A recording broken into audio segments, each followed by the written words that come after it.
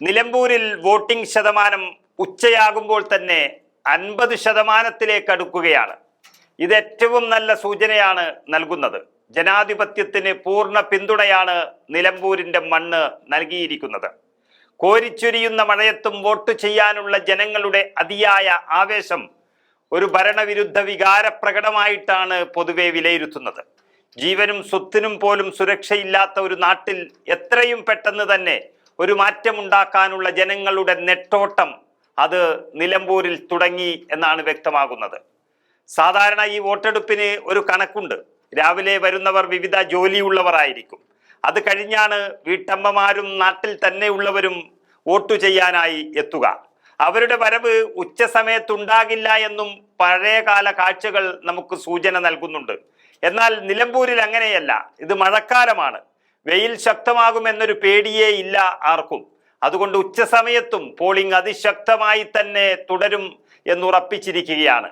അതായത് നിലമ്പൂർ ശക്തമായ പോളിംഗിലേക്ക് കടക്കുന്നു എന്നുള്ളതിൻ്റെ വ്യക്തമായ സൂചനയാണ് ഉച്ചയ്ക്ക് മുൻപ് തന്നെ ലഭിച്ചിരിക്കുന്നത്. സ്ത്രീ വോട്ടർമാർ കൂട്ടമായി എത്തുന്നൊരു കാഴ്ചയാണ് ഇപ്പോൾ കാണാൻ തുടങ്ങിയിട്ടുള്ളത്.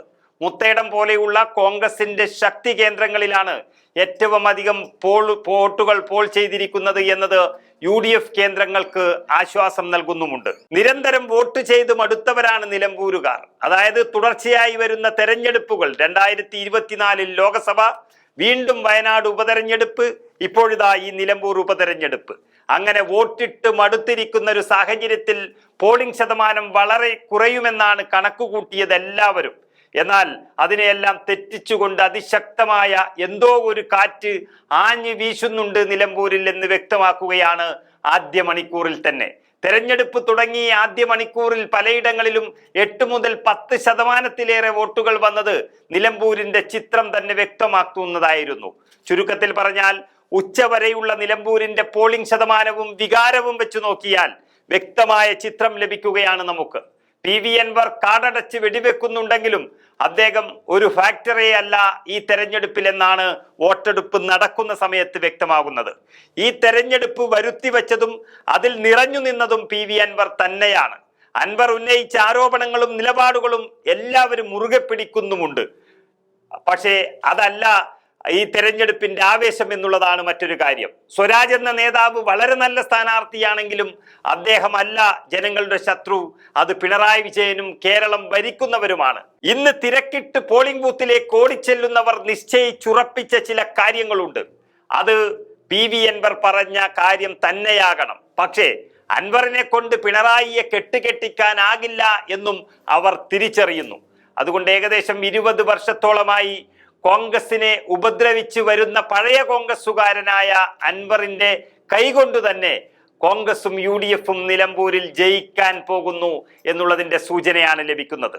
ഉച്ചവരെ തന്നെ 50% വോട്ടുകൾ വന്നു കഴിഞ്ഞൊരു സാഹചര്യത്തിൽ വീട്ടമ്മമാരും വീട്ടുകാരും സജീവമാകുന്ന ഇനിയുള്ള സമയങ്ങളിൽ വോട്ടിംഗ് ശതമാനം കുതിച്ചുയരും എന്ന് തന്നെയാണ് വ്യക്തമാകുന്നത്. ആര്യാടൻ ഷൗക്കത്ത് നല്ലവനാണോ എന്നോ, സ്വരാജ് നാട്ടുകാരനാണോ എന്നതോ, അൻവർ നല്ല MLA ആയിരുന്നോ എന്നതോ, അതുമല്ല BJPക്കാർ എന്തെങ്കിലും സഹായിക്കുമോ എന്നൊന്നുമല്ല ഇന്നത്തെ നിലമ്പൂരിന്റെ പ്രശ്നം. അത് സംസ്ഥാനത്തെ ഭരണത്തിന്റെ ജീർണത മാത്രമാണെന്ന തരത്തിലാണ് നിലമ്പൂരിൽ ഈ സമയം ആഞ്ഞടിക്കുന്ന കാറ്റ് വ്യക്തമാകുന്നത്.